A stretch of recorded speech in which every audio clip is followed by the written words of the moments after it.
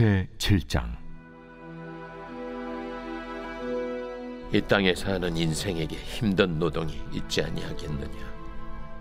그 옛날이 품꾼의 날과 같지 아니하겠느냐? 종은 저녁근을 몹시 바라고 품꾼은 그의 삭슬 기다리나니, 이와 같이 내가 여러 달째 고통을 받으니 고달픈 밤이 내게 작정되었구나. 내가 누울 때면 말하기를 언제나 일어날까, 언제나 밤이 갈까 하며 새벽까지 이리 뒤척 저리 뒤척하는구나. 내 살에는 구더기와 흙덩이가 의복처럼 입혀졌고 내 피부는 굳어졌다가 터지는구나. 나의 날은 배틀의 북보다 빠르니 희망 없이 보내는구나. 내 생명이 한낱 바람 같음을 생각하옵소서. 나의 눈이 다시는 행복을 보지 못하리이다. 나를 본 자의 눈이 다시는 나를 보지 못할 것이고, 주의 눈이 나를 향하실지라도 내가 잊지 아니하리이다. 구름이 사라져 없어짐같이 서울로 내려가는 자는 다시 올라오지 못할 것이오니, 그는 다시 자기 집으로 돌아가지 못하겠고 자기 처소도 다시 그를 알지 못하리다.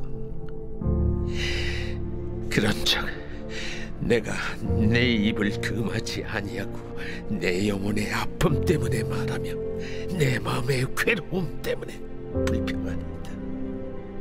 내가 바다니까, 바다 괴물이니까 주께서 어찌하여 나를 지키시나이까? 혹시 내가 말하기를 내 잠자리가 나를 위로하고 내 침상이 내 수심을 풀리라 할 때 주께서 꿈으로 나를 놀라게 하시고 환상으로 나를 두렵게 하시나이다. 이러므로 내 마음이 뼈를 깎는 고통을 겪느니 차라리 숨이 막히는 것과 죽는 것을 택하리이다.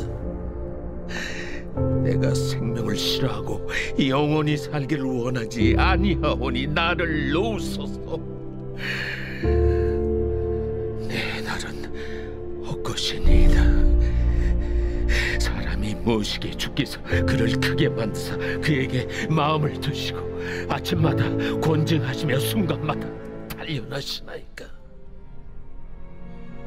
주께서 내게서 눈을 돌이키지 아니하시며 내가 침을 삼킬 동안도 나를 놓지 아니하시기를 어느 때까지 하시리까? 사람을 감찰하시느니요, 내가 범죄하였던들 주께 무슨 해가 되오리까? 어찌하여 나를 당신의 관역으로 삼으셔서 내게 무거운 짐이 되게 하셨나이까? 주께서 어찌하여 내 허물을 사하여 주지 아니하시며 내 죄악을 제거하여 버리지 아니하시나이까? 내가 이제 흙에 누우리니 주께서 나를 애써 찾으실지라도 내가 남아있지 아니하리이다.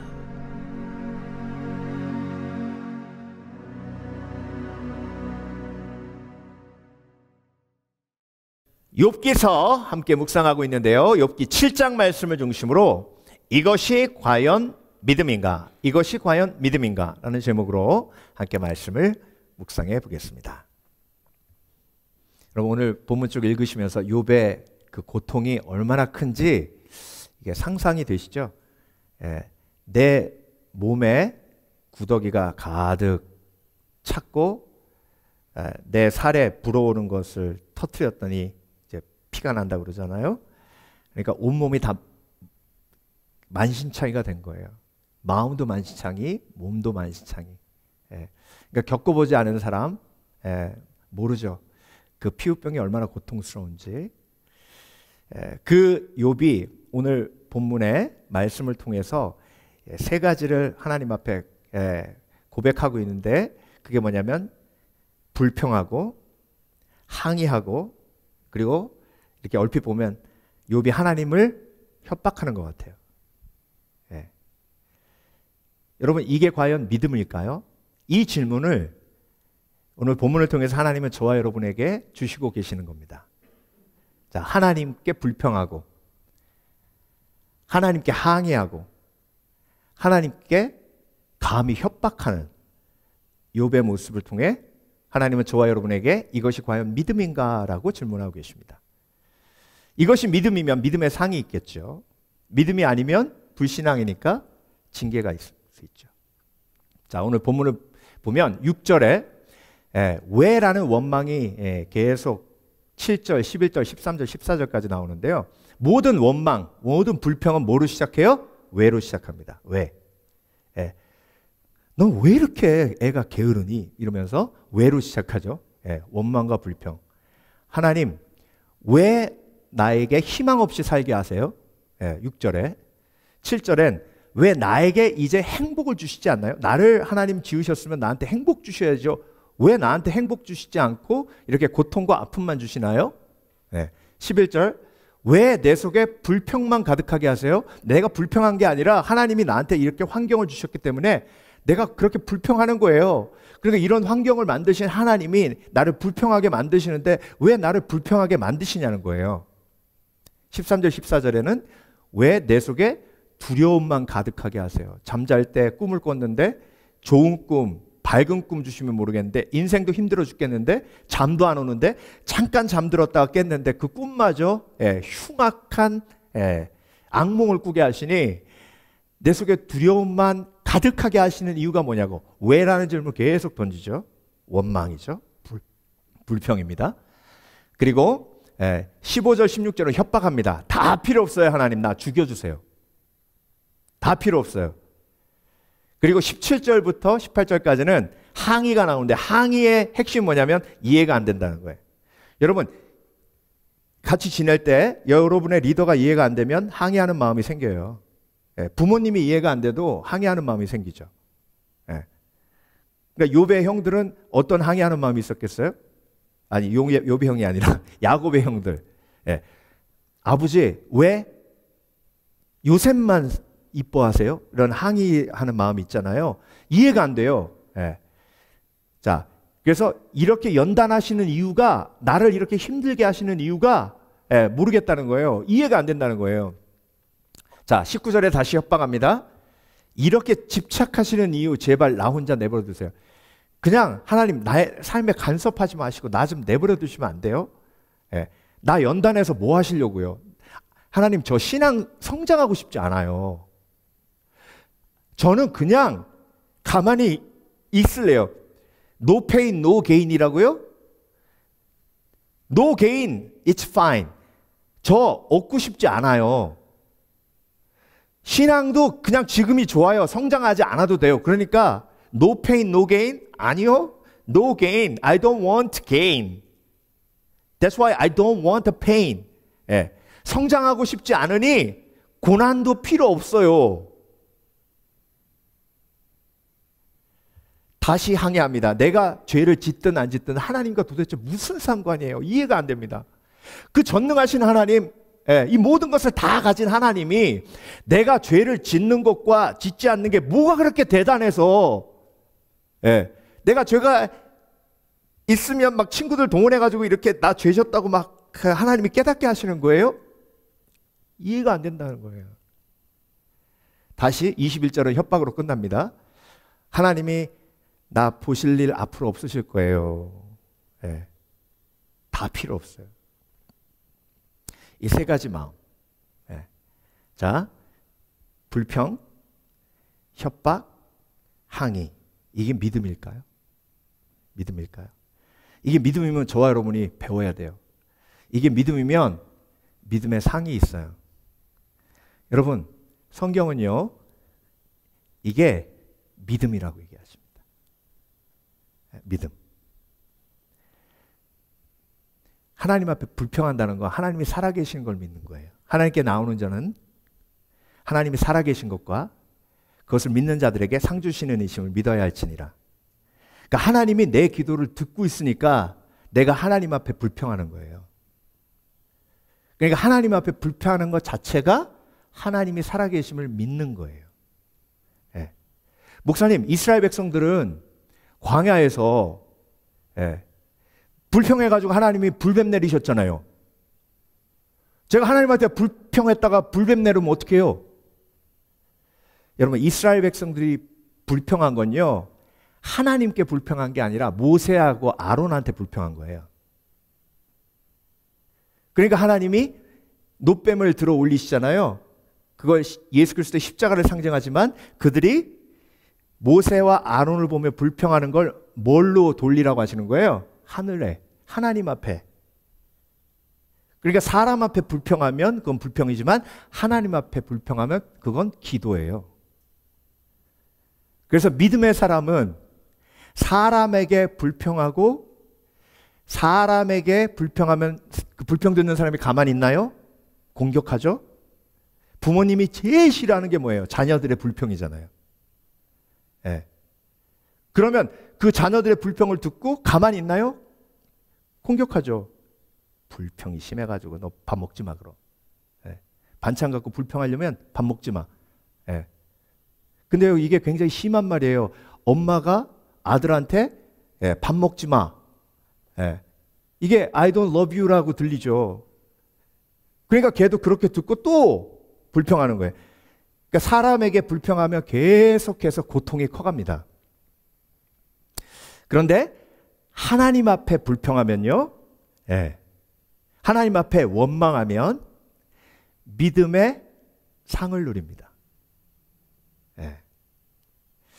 그래서 여러분, 욥이 오늘 뭐라고 고백하고 있냐면, 그런즉 내가 내 입을 금하지 아니하고 내 영혼의 아픔 때문에 말하며 내 마음의 괴로움 때문에 불평하리다. 이게 믿음이에요, 불신앙이에요? 믿음이에요. 여러분, 하나님 앞에 모든 불평을 내어놓으시길 주의 이름으로 축원합니다. 여러분, 성경에서 하나님이 가장 믿음이 크다고 인정하신 분 중에 하나가 누구냐면 다윗이에요. 다윗에게 심지어 하나님 뭐라고 하셨냐면 넌 내 마음에 합한 자다고 하셨어요. 근데 성경에서 제일 불평이 많은 사람이 누군지 아세요? 다윗이에요. 시편 보세요. 처음부터 끝까지 불평이에요. 그걸 아예 하나님이 성경에 기록해 놓으셨어요. 근데 여러분, 다윗은 사람에게 불평하지 아니하고 그 모든 불평을 하나님께 올려드렸어요. 그래서 여러분, 하나님 앞에 불평하는 건 믿음인데 그 믿음의 상이 뭔지 아세요? 그 믿음의 상이 감사예요. 하나님께 나오는 자는 그가 살아계신 것과 그것을 믿는 자들에게 상 주시는 믿어야 할지니라. 그러면 하나님이 살아계신 믿고 내 기도를 듣는다는 걸 믿고 하나님 앞에 내 마음속에 있는 모든 불평을 올려드리면 나도 모르는 사이에 하나님께서 내 마음에 그 불평을 뭘로 바꿔주세요? 감사함으로 바꿔주세요. 하박국 선지자의 고백 여러분 너무 잘 알고 계시죠? 무화과나무 잎이 마르고 포도열매 없으며 감람나무 열매 그치고 논밭에 식물이 없어도 나는 여호와로 인해 즐거워하리 감사하리 고백했잖아요.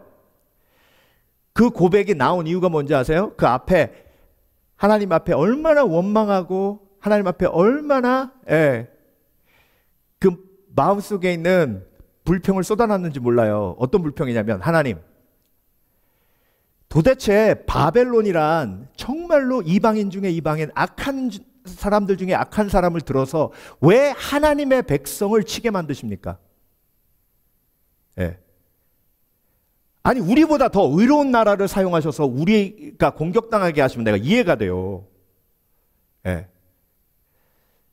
그때 하나님이 응답해 주시고 하박국 2장 4절에 뭐라고 말씀하셨냐면 의인은 믿음으로 말미암아 살리라 하셨어요. 따라하십니다. 의인은 믿음으로 말미암아 살리라. 그 살리라라는 말이 여러분 잘못 이해하시는 경우가 많아요. 살리다라는 말이 인생을 살다라는 뜻이 아니고 물론 그런 의미도 포함하고 있어요. 그 살리다라는 히브리어 말이 차야라는 말이에요.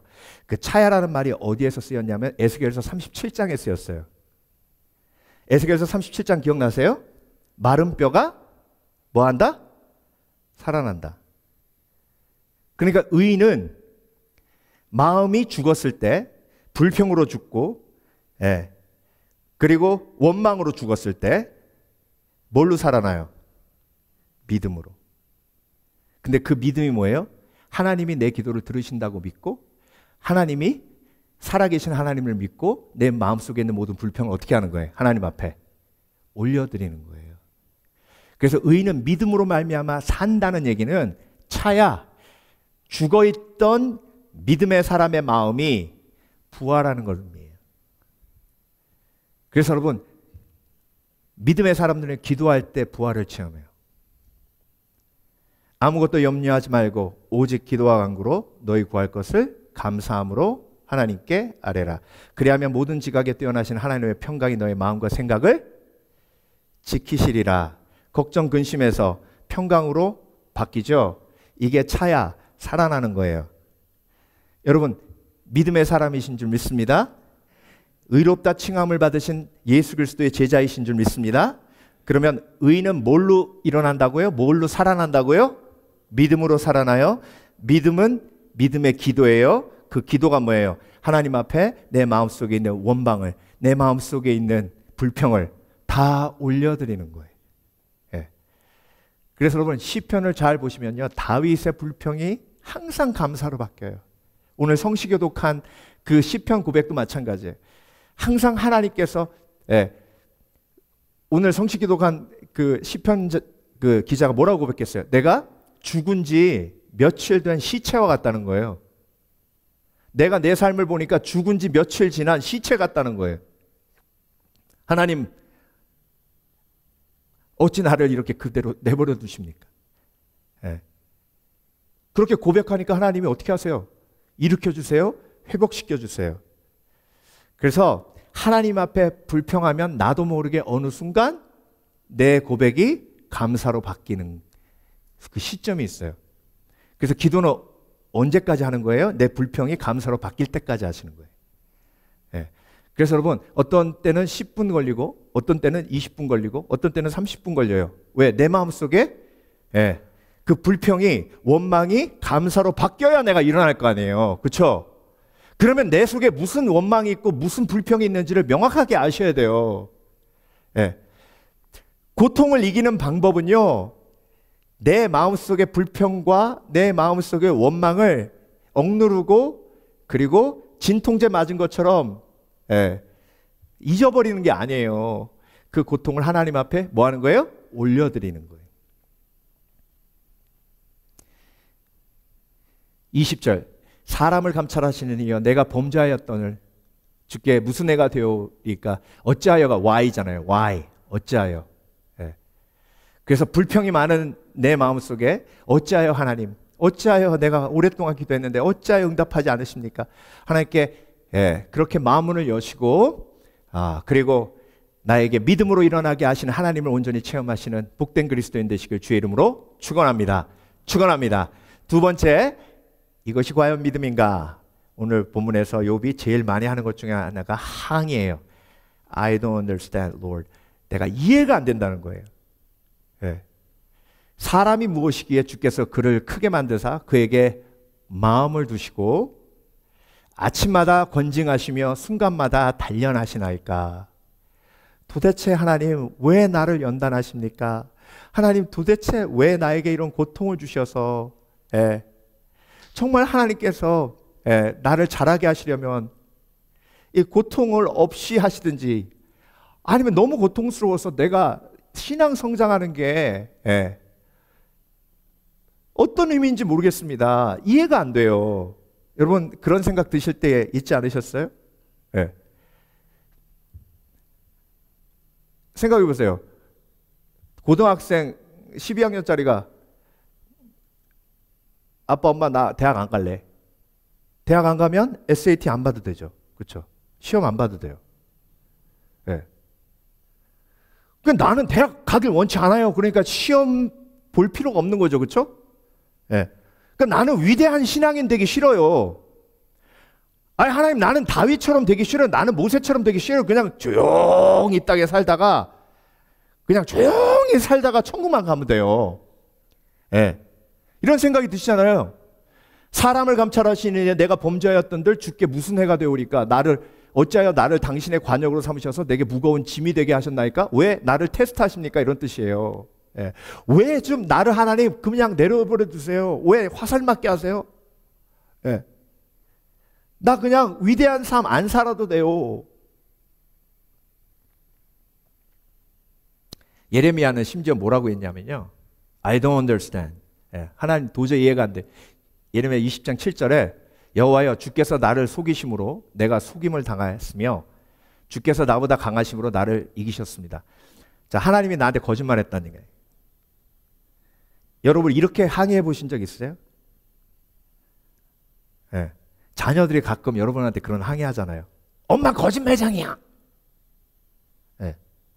아빠 거짓말장이야. 안 들어보셨어요? 그런 말? 저만 들어봤나? 예. 여러분 이렇게 항의하는 건요. 그 아이와 아빠 엄마가 어느 정도 관계가 빌드업 돼 있을 때 하는 말이에요. 관계가 빌드업 되지 않으면요. 아예 말도 안 해요. 여러분 항의란 기본적인 친밀감이 있다는 걸 반증해 줍니다. 자, 아까 말씀드렸지만 야곱의 아들들 중에 요셉에 대한 질투가 가득했죠. 그렇죠? 야곱이 요셉만 좋은 옷 입히고 그랬잖아요. 성경 어딜 보세요. 나머지 아들들이 야곱한테 항의했단 말이 없어요. 그렇죠? 그 얘기는 뭐예요? 아버지가 항의해도 듣지 않을 거라는 생각을 하는 거예요. 그러니까 조용히 어떻게 해요? 요셉을 죽여요. 가인이 아벨을 쳐 죽일 때도 마찬가지예요. 가인이 하나님한테 가서 하나님 제가 할 말이 있습니다. 내가 항의 좀 할게요. 아니 도대체 똑같은 가인, 아벨, 똑같은 예물. 근데 왜 아벨 제사만 받으시고 내 제사는 안 받으세요? 하나님 공평하시다며요. 에? 이러면 살인 안 일어납니다.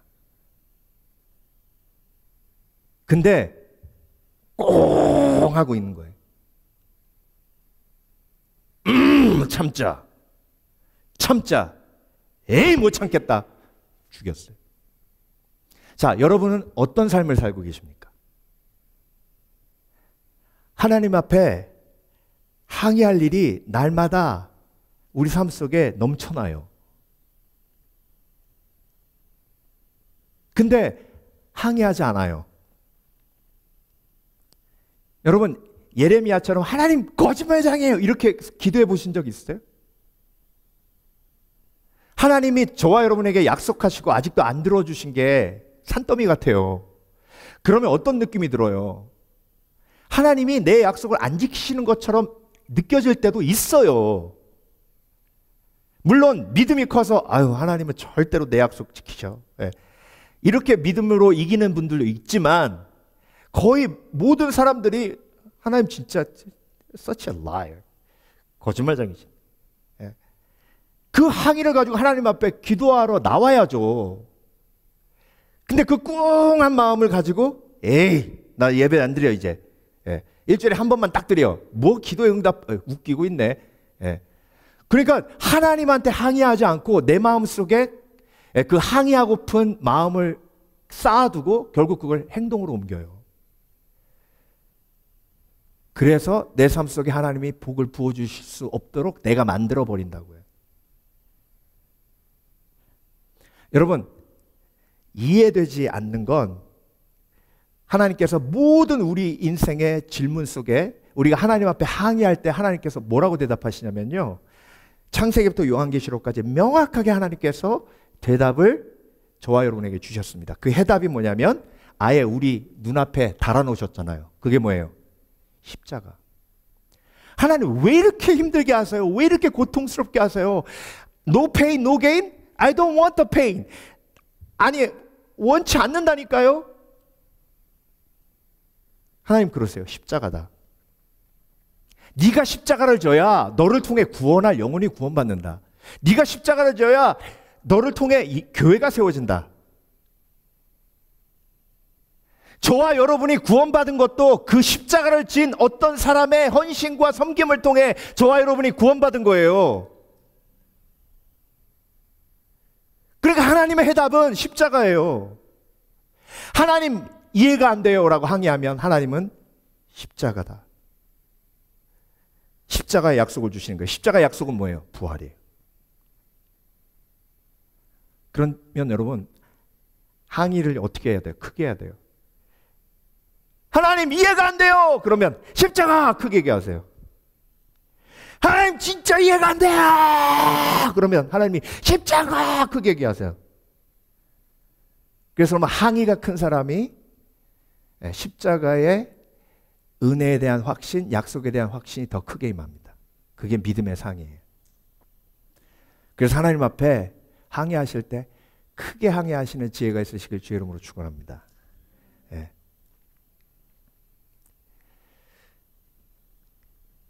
1970년에 에드워드 오바라라는 한 여학생이 당뇨병이 있었는데요. 당뇨병 합병증으로 쓰러지게 됩니다. 그래서 병원에 실려갔는데요.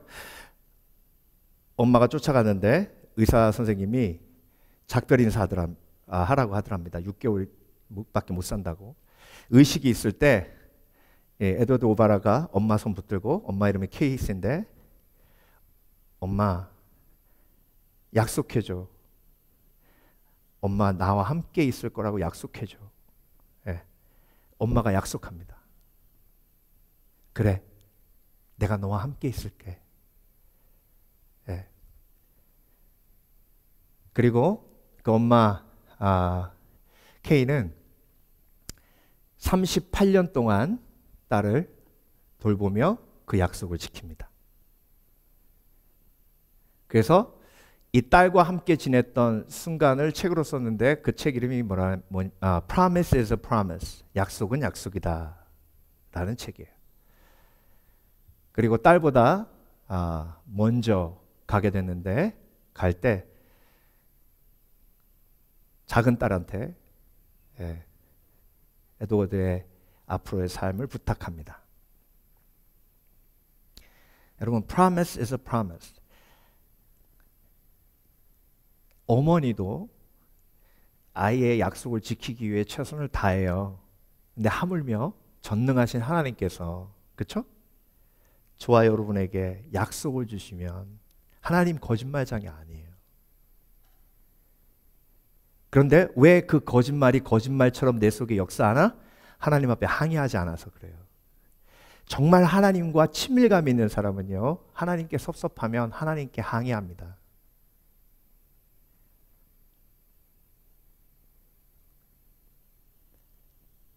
하나님이 가인보다 아벨을 더 사랑하는 것 같은 느낌이 들면 가인은 하나님 앞에 나와서 항의했어야 돼요.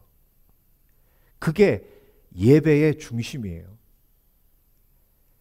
그런데 그렇게 하지 않으니까 비극이 벌어지잖아요. 여러분, 마음속에 하나님을 향한 항의하고픈 마음을 더 이상 누르지 마세요. 하나님은 여러분의 항의를 들으실 만큼 큰 사랑을 가지고 계십니다. 그러면 하나님이 십자가의 의미를, 그 십자가의 약속을 마음속에 온전히 새기도록 하세요. 그래서 다윗은 하나님 앞에 너무나 많이 항의했죠. 그래서 뭐라고 고백했죠? 엘리 라마 사박다니 어찌하여 나를 버리셨나이까. 그 항의가 겟세마네 기도로 갑니다. 그리고 그 항의를 통해서 하나님이 십자가의 부활을 우리 가운데 주시는 거예요. 마지막으로 이것이 과연 믿음인가? 협박이에요. 협박. 예. 자, 사랑하는 사람에게 할 수 있는 가장 큰 협박은 내가 죽겠다는 거예요. 이러므로 내 마음이 뼈를 깎는 고통을 겪으니 차라리 숨이 막히는 것과 죽는 것을 택하리이다. 그렇죠? 네. 근데 여러분, 예수님도 이렇게 얘기하셨어요. 제자들에게 겟세마네 동산에서 기도하시고 내가 심히 근심하여 죽게 되었다 하셨어요. 이 협박이에요. 여러분, 인간이 가질 수 있는 가장 큰 고통을 표현하면 협박처럼 들려요. 왜? 죽고 싶고 죽을 것 같으니까. 그래서 사랑하는 사람이 가장 큰 고통의 고백을 들으면 협박처럼 들립니다. 그래서 어떤 부모님들은 아이들이 엄마 나 죽고 싶어 그러면 협박으로 들으면 어떻게 반응해요? 그래 죽어라 죽어. 그래 너 죽고 나 죽자 그래. 이게 협박으로 들을 때예요. 근데 지혜로운 부모님은 그게 협박이 아니라 뭐예요? 아픔의 고통이에요. 아, 네가 그만큼 힘들구나. 오래전에 한 어머니가 저희 교회 집사님 통해가지고 한 건 이렇게 건너서 이제 상담 요청이 들어와서 만났는데요. 아이가 일기장에 난 죽고 싶다. 어떻게 죽어야 할까? 이렇게 죽을까? 저렇게 죽을까? 어떻게 죽어야 되지? 그리고 그걸 이렇게 펴놓고 잠이 든 거예요. 근데 엄마가 불 켜져 있으니까 들어와서 불 꺼주려고 들어왔다가 그 일기를 본 거예요. 죽고 싶다. 어떻게 죽을까? 그러니까 놀라가지고 이제 저를 찾아온 거죠. 근데 엄마가 뭐라 그러냐면 배신감 느끼더래요. 내가 어떻게 키웠는데 지가 죽어? 그래서 깨워가지고 막 한바탕 하고 싶더래요. 근데 안 그랬대요. 두려워서. 그래서 제가 그랬어요. 그 아이는 지금 엄마한테 협박하는 게 아니라 엄마한테 엄마 나 이렇게 힘들어. 그러니까 펼쳐놓고 잠든 것처럼 하는 거예요. 일부러 보라고. 여러분 티네이저들이 얼마나 비밀에 민감한데요. 걔네들은 절대 비밀을 숨기는 게 목적이지 오픈하는 게 목적 아니에요. 그러면 또 숨기고 또 숨기고 자물통 채워놓지. 그걸 열어놓은 거잖아요. 엄마 내 고통 좀 봐줘. 내가 이렇게 힘들어. 엄마의 사랑이 필요해. 도움이 필요해. 이 뜻이에요. 그럼 뭐라고 하면 돼요? 네가 이렇게 힘들구나. 네가 이렇게 아프구나. 여러분 하나님 아버지심을 믿으면 하나님 앞에 이런 협박과도 같은 나의 마음에 있는 깊은 곳에 있는 그 엄청난 고통을 쏟아놓을 수 있는 지혜가 있어요. 여러분 하나님이 정말 여러분의 아버지심을 믿으십니까? 16절 내가 생명을 싫어하고 영원히 살기를 원하지 아니하오니 나를 놓으소서 내 날은 헛것이니이다. 여러분 하나님이 이렇게 고백하면 막 천국에 비상 납니다. 알람 막 삐요 삐요 울리면서 막 내 사랑하는 아들이 내 사랑하는 딸이 이렇게 고통스러워? 그때부터 하나님은 뭘 시작하세요? 열심으로 위로를 시작하세요. 천국이 난리 납니다. 그러면 여러분 다윗의 기도도 보세요. 욥의 기도도 보세요. 결국 욥은 인내했잖아요. 욥이 인내한 거 아니에요. 욥이 이렇게 고백하면 하나님이 모든 방법을 동원해서 욥의 마음을 위로하시고 힘주셨기 때문에 38장까지 견딜 수 있었던 거예요. 저와 여러분도 마음속에 극한 정말 아픔이 있고 사실 죽고 싶을 때 있잖아요. 죽고 싶을 때 자녀들 보면서 견디는 것도 이제 한계가 있잖아요. 그렇죠? 어머니가 우울증에 걸리면 자녀를 봐도 죽고 싶은 마음이 사라지질 않아요. 그게 우울증의 증세 중에 하나예요.